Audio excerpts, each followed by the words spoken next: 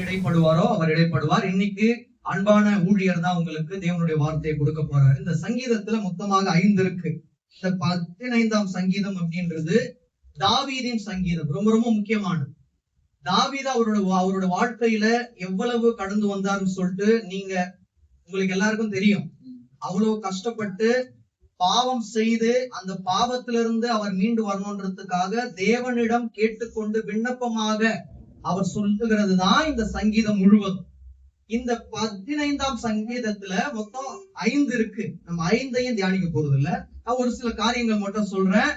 நீங்க உள்ளத்துல இருந்து இந்த வார்த்தைகளை கேட்டா உங்களுக்கு தேவன் என்ன பண்ணுவார்? அனைத்தையும் வெளிப்படுத்துவார். ஒண்ணு வாசிங்க. கர்த்தாவே யார் உம்முடைய கூடாரத்தில் தங்குவான்? முதல் கேள்வி, யார் உம்முடைய கூடாரத்தில் தங்குவான்?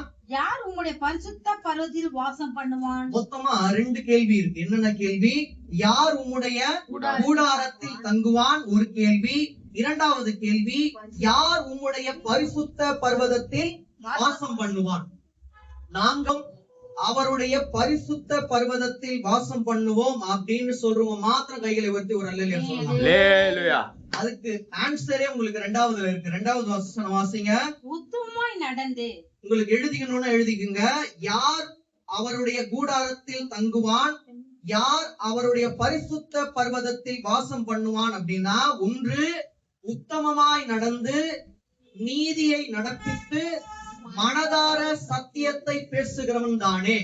இந்த 3 காரியத்தையும் செய்தால் நம்ம எப்படி இருப்போம்? அவருடைய கூடாரத்தில் தங்குவோம், அவருடைய பரிசுத்த பர்வதத்தில் வாசம் பண்ணுவோம். என்னென்ன எப்படி இருக்கணுமா? உத்தமமாய் நடக்கணும். யாரோட பார்வைக்கு? உலக பார்வைக்கா? தேவனுடைய பார்வைக்கு உத்தமமாய் நடந்து நீதியை நடப்பித்து, அநீதியை இல்ல, நீதியை நடப்பித்து மனதார. இந்த வார்த்தை ரொம்ப ரொம்ப முக்கியமானது. நம்ம சத்தியத்துல நடக்கணும், மனதார நடக்கணும். சும்மா ஏதோ எல்லாரும் பார்க்கணுன்றதுக்காக நடக்கணுமா? மனதார நடக்கணுமா? மனதார எது நடக்கணும்? ஸ்டெப்ஸ்ல எல்லாம் நடக்க முடியாது, ஏறதான் முடியும். நம்ம கீழே போறோம், நீங்க எழுதி கூடாது மனதார நாங்கள் ரோட்டில் நடக்க வேண்டும் எழுதக்கூடாது. மனதார சத்தியத்தில் நடக்கணும்.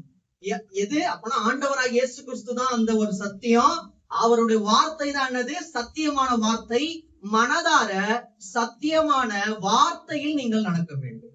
அந்த வார்த்தையை கேட்டு அந்த வார்த்தையின்படி நடக்க வேண்டும். சத்தியபரனாகிய இயேசு கிறிஸ்து என்ன சொல்றாரோ அதை கேட்டு அந்த வழியில நீங்க நடக்கணும். அப்போ மனதார நீங்கள் சத்தியத்தில் நடக்கணும் அப்படின்னா, யார் அந்த சத்தியம்? ஆண்டவராகிய இயேசு கிறிஸ்து தான் சத்தியம். இந்த வார்த்தை சத்தியமான வார்த்தை. அப்ப எப்படி நடக்கணும்? நீங்க மனதார நடக்கணும், கடமைக்காக நடக்கக்கூடாது. மனதார நீங்கள் சத்தியத்தில் நடக்கும் போது, நம்ம ஃபர்ஸ்ட் பார்த்தோம் பாத்தீங்களா, 2 விதமான கேள்விகள். அதுக்கு ஆன்சர் விடை கொடுத்துடுறாரு. என்னென்ன? அப்பொழுதுதான் அவருடைய கூடாரத்தில் நாம் தங்குவோம், அவருடைய பரிசுத்த அந்த ஒரு பர்வதத்தில் வாசம் செய்வோம். எப்படி? சும்மா முடிஞ்சிருமா? 3 காரியங்கள் செய்தா. என்னென்ன? உத்தமமாய் நடந்து நீதியை நடப்பித்து மனதார சத்தியத்தை பேசுகிறவன் தானே. இந்த 3த்தையும் நாங்க செய்வோம் அப்படின்னு சொல்றவங்க மாத்திரம் கைகளை வைத்து ஒரு அல்லேலூயா. எப்படி செய்யணும்? இறுதி வரை செய்யணும். மூச்சு உள்ளவரை இந்த வார்த்தைகள் நீங்க என்ன பண்ணணும்? கடைபிடிக்கணும். வார்த்தைகளை மட்டும் இல்ல, நம்மளும் அப்படி இருக்கணும். 3வது வசனம் வாசிங்க. அவன் தன் நாவினால் புறம் கூறாமலும். இப்போ என்ன செய்யணும்னு பார்த்தோம். உத்தமமாய் நடக்கணும். 2வது என்ன? நீதியை நம்ம நடப்பித்து மனதார நம்ம சத்தியத்தை பேசணும்னு பார்த்தோம். என்ன செய்யக்கூடாது? எப்பவுமே ஒரு விஷயம் செய்யணும்னு இருந்தா செய்யக்கூடாதுன்னு ஒரு விஷயம் இருக்கும். புரியுது இல்ல? நம்ம வலது கையில தான் சாப்பிட முடியும், இடது கையில சாப்பிடக்கூடாது.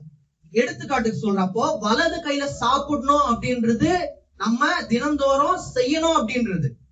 இடது கையில சாப்பிடணும் அப்படின்றது செய்யக்கூடாது. யார் சொன்னாலும் இனி உங்களுடைய வாழ்க்கை சந்தோஷமாக இருக்க வேண்டுமானால் இடது கையில் உங்களுடைய உணவை உண்ணுங்கள் அப்படின்னு சொன்னா செய்வீங்களா? இடதுக்கு லெஃப்ட் ஹேண்ட்ல சாப்பிடுங்க அப்படின்னா செய்வீங்களா? உங்க வாழ்க்கை நல்லா இருக்கும்பா அப்படின்னு சொன்னாலும் நீங்க என்ன பண்ணக்கூடாது? செய்யக்கூடாது. இந்த வலது கை அப்படின்றது பரிசுத்தமானதை குறிக்கிறது. அதனால ஏறெடுக்கணும்னா வலது கை தான் ஏறெடுக்கணும். யாருக்கென்று? நமக்கென்றா? ஆண்டவருக்கென்று ஏறெடுக்கணும். அதனால உங்களுக்கு எடுத்துக்காட்டுக்காக சொன்ன, அப்போ நல்லதுன்னு ஒண்ணு இருந்தா தீமைன்னு ஒண்ணு இருக்கும். செய்யறது அதாவது நம்மளோட வாழ்க்கையில இதெல்லாம் செய்யணும்னு இருந்தா செய்யக்கூடாதுன்னு ஒண்ணு இருக்கும். அதெல்லாம் என்னன்னு சொல்லிட்டு நம்ம பார்த்துட்டு நம்ம நேரடியா தேவனுடைய வார்த்தைக்குள்ள போகலாம்.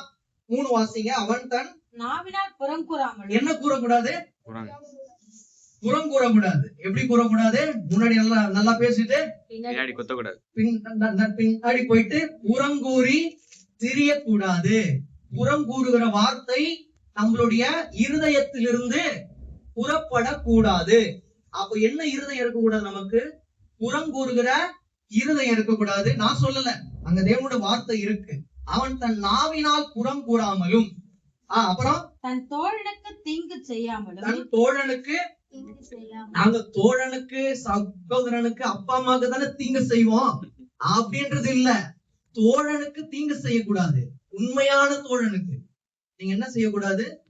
தீங்கு செய்யவே கூடாது. அங்க பார்த்தோம், புறம் கூறக்கூடாது, தீங்கு செய்யக்கூடாது. தன் அயலான் மேல் சொல்லப்படும் நிந்தையான பேச்சை எடுக்காமல் இருக்கிறான். அடுத்ததான் வாசிங்க. ஆகாதவன் அவன் பார்வைக்கு தீர்ப்பானவன், கர்த்தருக்கு பயந்தவர்களையோ. தீர்ப்பானவன்னா என்ன தெரியுமா அர்த்தம்? இழிவானவன். நீங்க இழிவானவனா இருக்க கூடாது. எப்படி, யார் இழிவா இருப்பா அப்படின்னா, தேவனுடைய பார்வையில தேவனுக்கு விருப்பம் இல்லாத காரியங்களை யார் யார் செய்யறாங்களோ அவங்க எல்லாம் தீர்ப்பானவன் அல்லது இழிவானவன். நம்ம பார்த்தோம் என்னென்ன, நாவினால் புறம் கூறக்கூடாது. பார்த்துமா, நாவினால் புறம் கூறக்கூடாது. 2வது, தோழனுக்கு தீங்கு செய்யக்கூடாது. தன் அயலான் மேல் சொல்லப்படும் நிந்தையான பேச்சை எடுக்காமலும் இருக்கிறான். அப்படின்னு என்ன அர்த்தம்? நிந்தையை பேசிட்டே இருக்கான். நிந்தையான பேச்சு பேசவே கூடாது. நிந்த அப்படின்னா தேவையில்லாத பேச்சுகளை பேசவே கூடாது. அப்போ நிந்தையான பேச்சை எங்களோட வாயில் இருந்து என்ன பண்ணுங்கப்பா, நீக்குங்கப்பான்னு கேட்கணும். ஏதோ என்ன பண்ணக்கூடாது, நாங்களே எங்களோட சுயம் நாங்களே மாறிடுவோம், இன்னைக்கு பேசிட்டோம் நாளைக்கு மாறிடுவோம் அப்படின்றது இல்ல. ஏசப்பா எங்களை மாத்துங்க. இனி நான் புறம் கூறக்கூடாது, யாருக்கும் தீங்கு செய்யக்கூடாது, நிந்தையான பேச்சை என்னோட வாயிலிருந்து எடுத்து போடுங்கப்பா. அப்புறம் யாருக்கு முன்பாகவும் நான் இழிவா இருக்க கூடாது, இழிவானவன் தேவனுக்கு முன்பாக இருக்கக்கூடாது அப்படின்ற எண்ணம் அதாவது உங்களுக்கு இருக்கணும். அப்ப 3 விஷயம் அங்க பார்த்தோம். இங்கே 3 விஷயம் தான். அங்க என்ன 3 விஷயம்? என்ன செய்யணும்? உத்தமனாய் நடக்கணும், நீதியை நம்ம என்ன பண்ணணும், நான் இந்த நீதியை நடப்பிக்கணும். 3வது, மனதார சத்தியத்தை பேசணும். 3 பார்த்தோமா? இங்கே 3 தான். யாரையும் புறம் கூறக்கூடாது, தீங்கு செய்யக்கூடாது. 3வது, நிந்தையான பேச்சு நம்மளோட வாயில இருக்கவே கூடாது.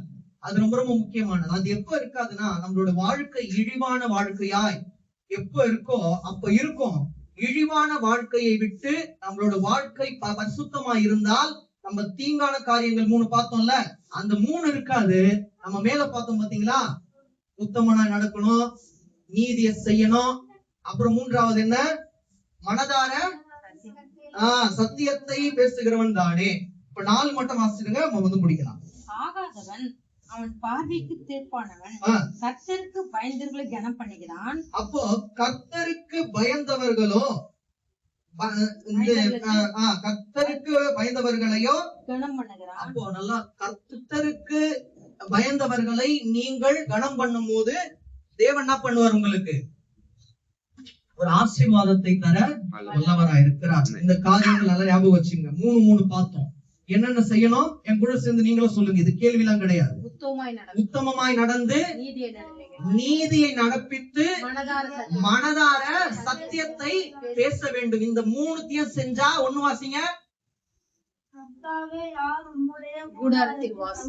அப்போ நாம் அவருடைய கூடாரத்தில் வாசம் செய்ய வேண்டுமானால் இந்த 3 காரியம் உங்களோட வாழ்க்கையில் இருக்கணுமா, இருக்க கூடாதா? இது இருக்கணும். இந்த 3 காரியங்கள் இருக்கணும். அப்புறம் வாசிங்க.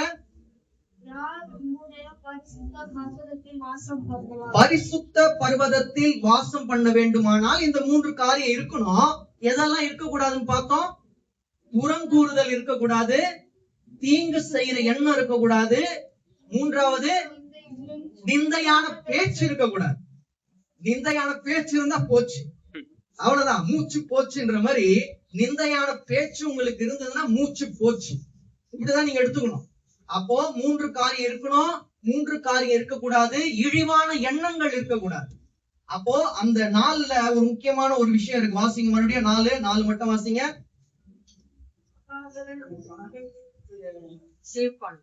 கீழ்ப்பானவன், நான் சொன்னேன், அதாவது கீழ்ப்பானவன்னா என்னன்னு சொன்னேன், இழிவானவன் சொன்னேன், ஞாபகம் வச்சுக்கணும். வாசிங்க.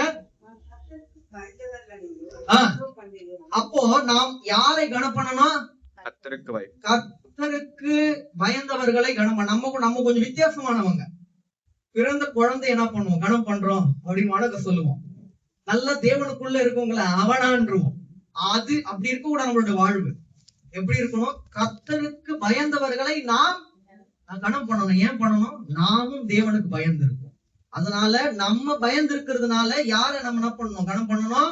தேவனுக்கு பயந்தவர்களை நாம் கனம் பண்ணுவது மிக மிக முக்கியமானது. அதனால நீங்கள் தேவனுடைய கூடாரத்தில் வாசம் செய்ய வேண்டுமானால், அவருடைய பர்வதத்தில் நீங்கள் தேவனோடு இணைக்கப்பட வேண்டுமானால், உத்தமமாய் நீங்கள் நடக்க வேண்டும், நீதியை நடப்பிக்க வேண்டும், மனதார சத்தியத்தை பேச வேண்டும். இதெல்லாம் நீங்க செய்யணும்.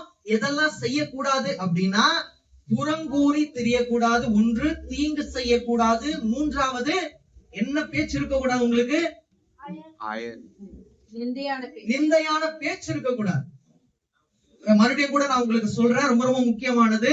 புறங்கூறி தெரியக்கூடாது, தீங்கு செய்யக்கூடாது, நிந்தையான பேச்சு உங்களோட வாயில் இருக்கக்கூடாது. யாரையும் இழிவா எண்ணாதீங்க, நீங்களும் இழிவா இருக்காதீங்க. கர்த்தருக்கு பயந்தவர்களை நீங்கள் கனம் பண்ணி வாழும்போது தேவன் கண்டிப்பாக என்ன வார்த்தை உங்களுக்கு என்று சொன்னாரோ அதை நிறைவேற்ற தேவன் வல்லவராக இருக்கிறார். கண்களை மூடலாம். அன்பின் பிதாவே,